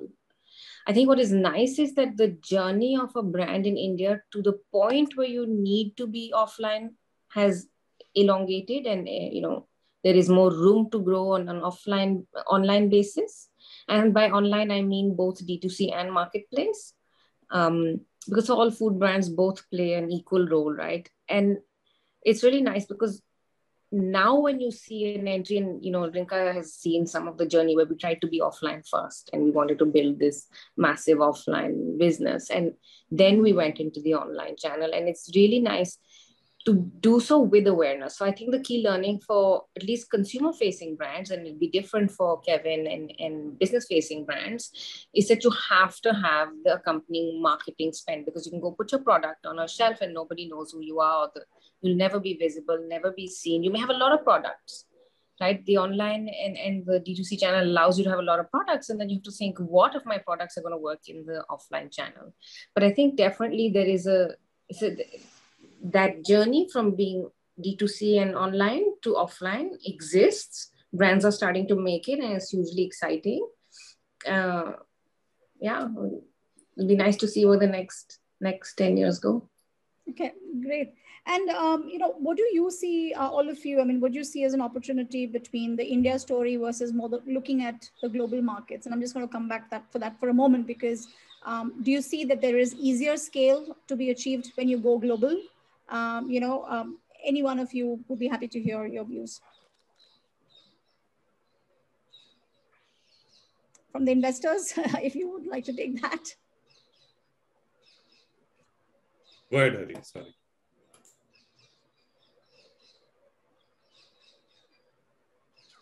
Yeah, I think maybe Vineet, you want to go. Yeah.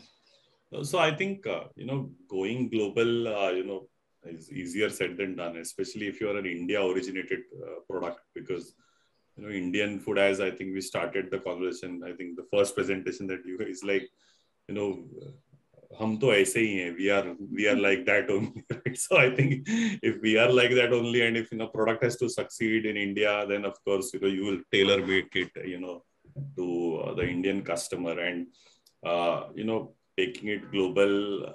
I mean, then of course you will maybe focus on countries where there is a huge Indian population again, and which is, of course, India is there everywhere, but still, like in our case, in this ice cream, we've kind of focused on Middle East. We started, in the Dubai territory, etc. So, it is making some slow progress. It's not as fast as the way the way things are happening in India. So it's not so easy, I think.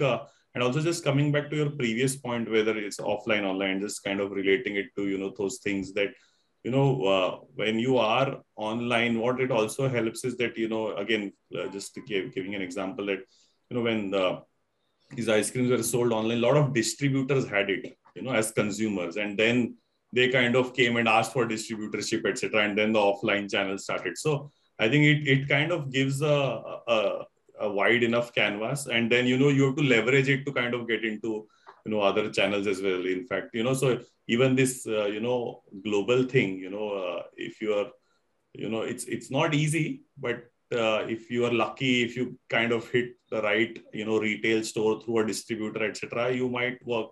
It might work, but it is not something which can become like an investment thesis for a fund, etc. That okay, you are today an X crore brand in India. Will I put money that you will make it a X plus Y in another country? I think answer is no.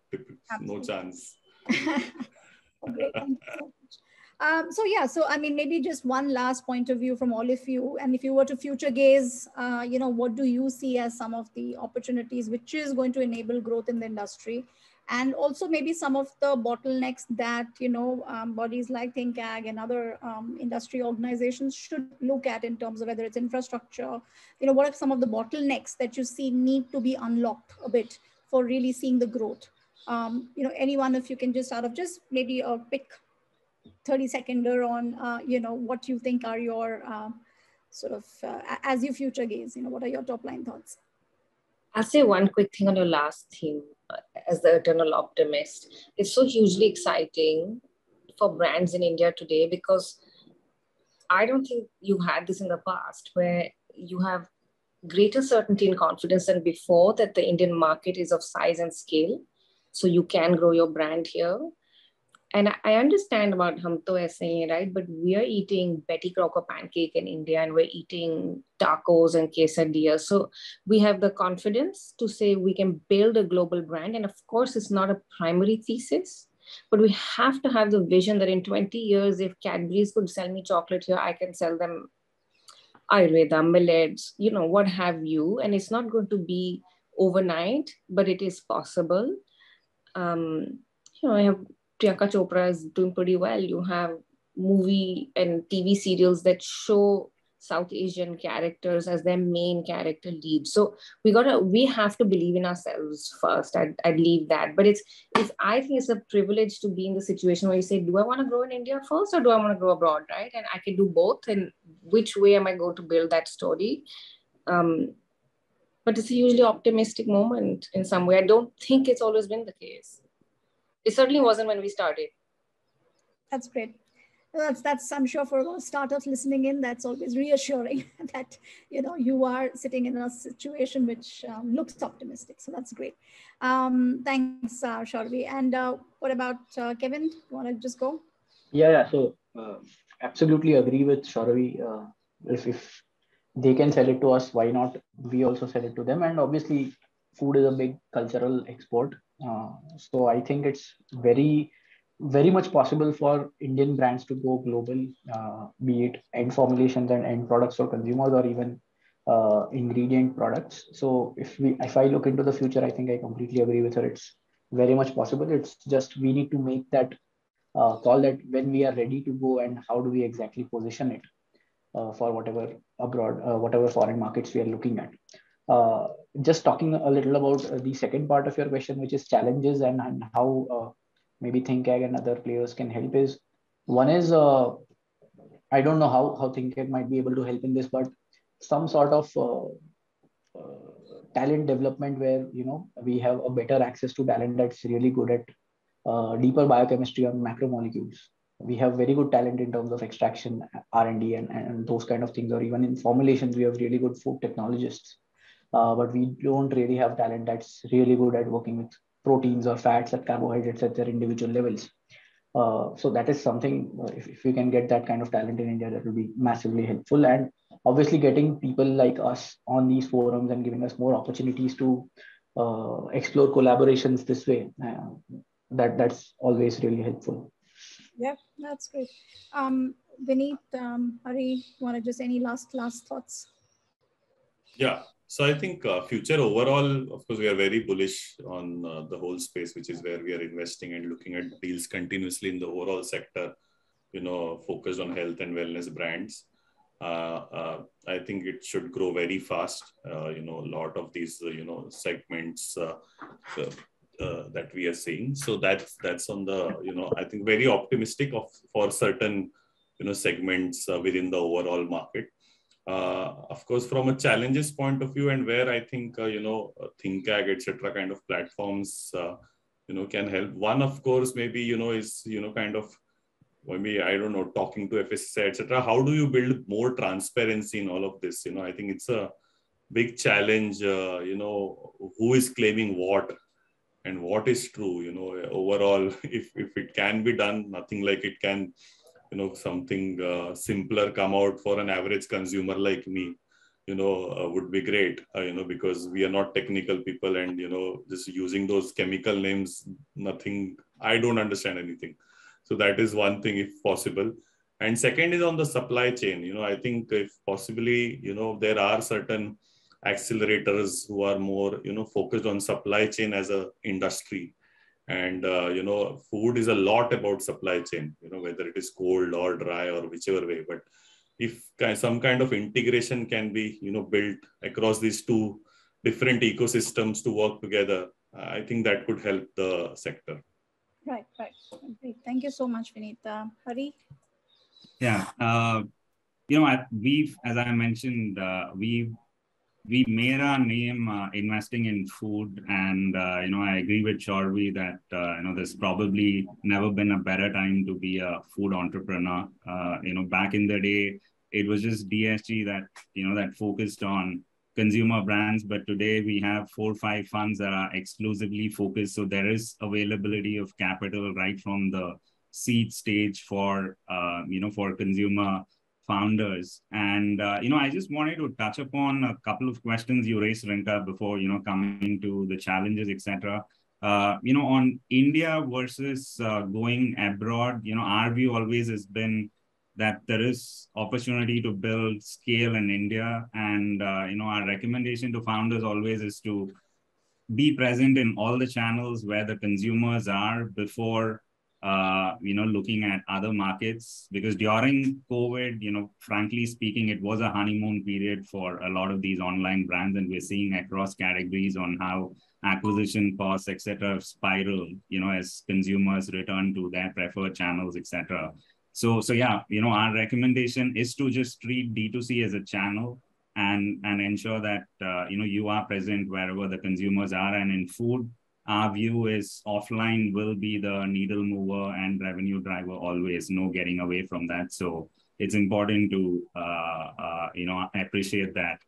And, yeah, I think when it comes to challenges, candidly, founders have found ways to solve, challenges that seemed insurmountable. Like, for instance, if I think of cold chain, etc., there is, even today, there is an issue with integrity of cold chain, just distributors and retailers ensuring that the right temperature is maintained, etc. But, but founders have figured out ways to solve that, just, by giving distributors better margin, or, working on the product to ensure that they can, they can withstand the shocks that one could expect in the distribution chain, etc.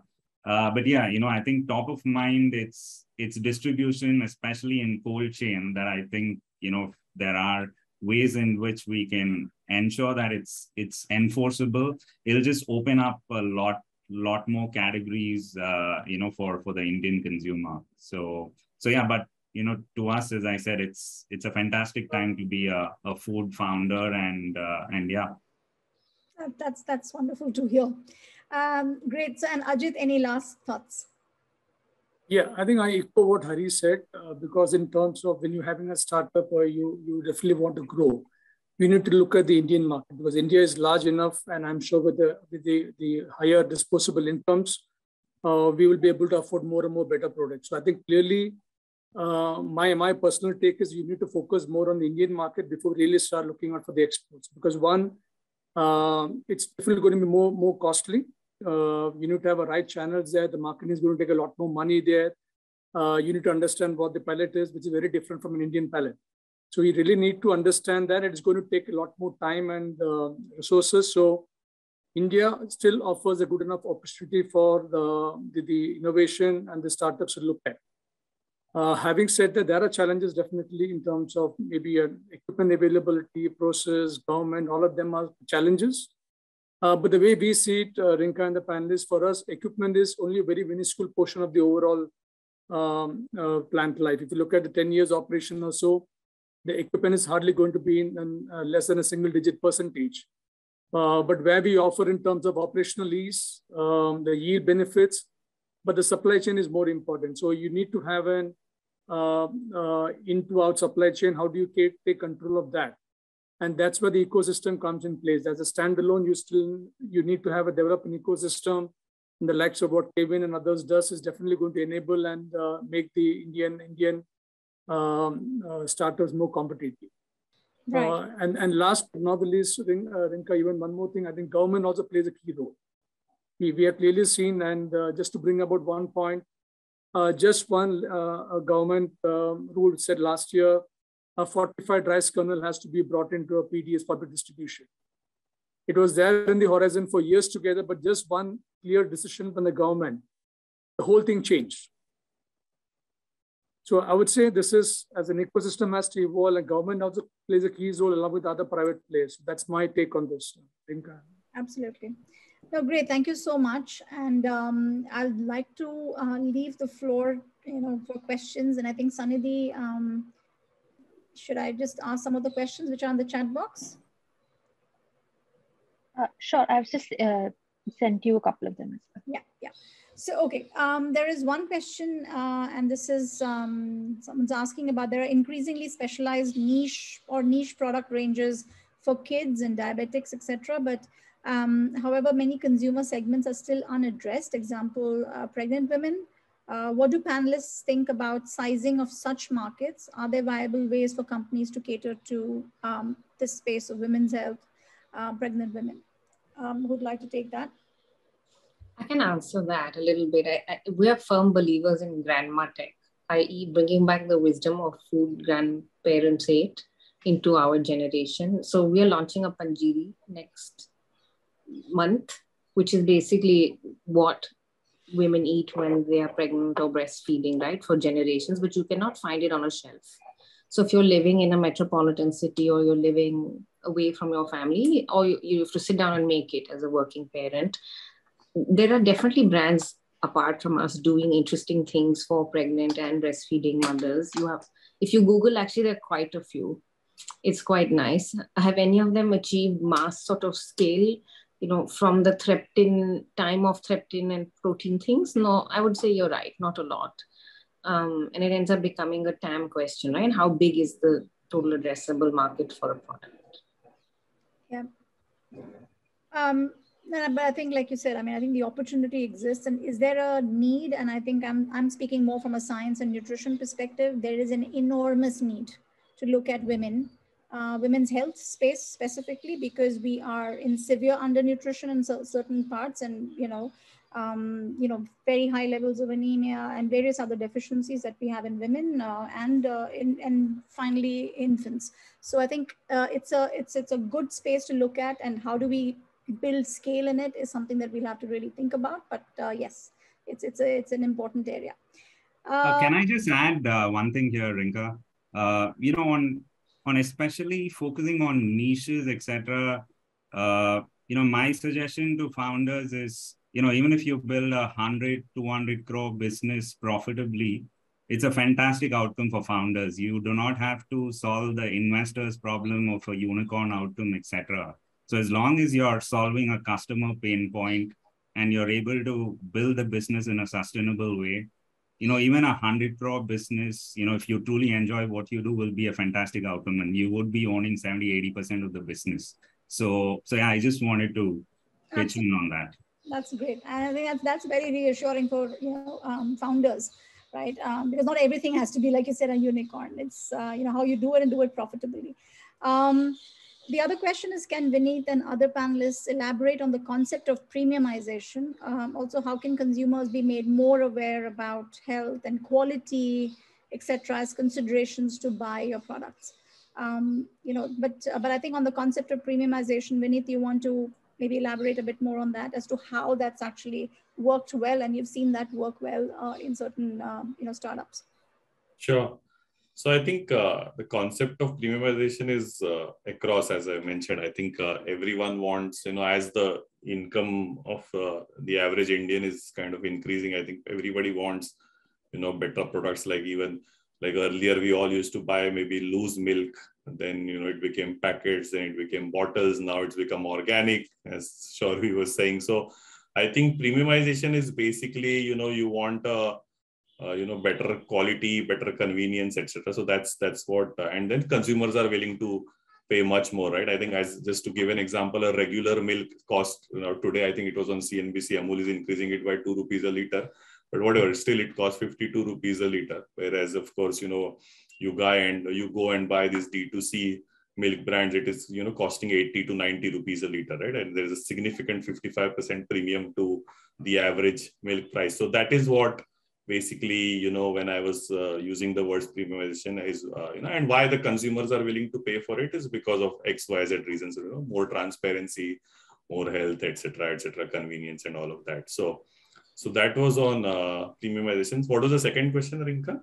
How do you get consumers to sort of, when you're talking about health, quality, and how do you get them to consider those more, when they're actually buying a product, to really pay for, that kind of quality and safety and all of that, right? So maybe that's a question. Right. I think Mr. Narayanan will be better to answer that, but maybe 10 seconds on that. I think it's, as he himself said, right? I think it's once you get it out there, and the customers experience it, and if they find that value proposition, those 3-4 things, repeat should take over. But I think he's the better person to answer that. Go ahead, Mr. Narayanan.